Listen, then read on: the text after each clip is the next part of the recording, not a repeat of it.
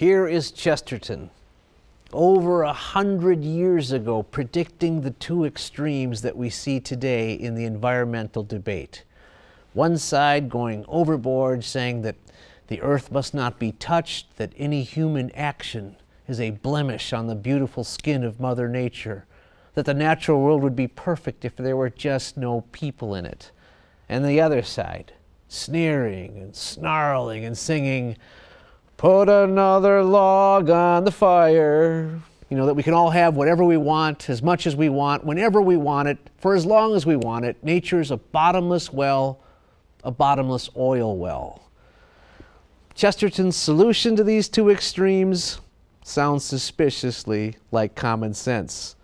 He suggests that maybe we should have some balance, proper proportion, or in his words, a certain amount of restraint and respect combined with a certain amount of energy and mastery.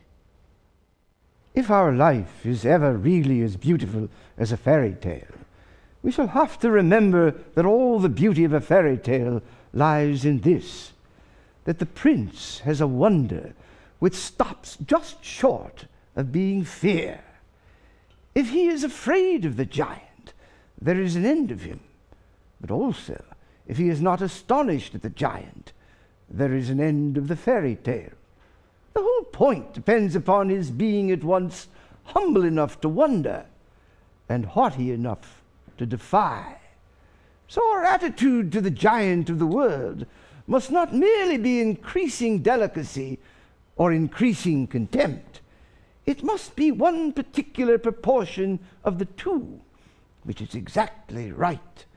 We must have in us enough reverence to all things outside us to make us tread fearfully on the grass.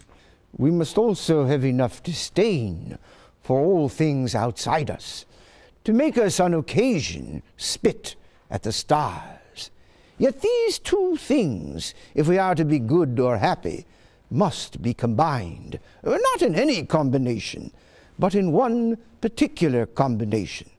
The perfect happiness of men on the earth, if it ever comes, will not be a flat and solid thing like the satisfaction of animals.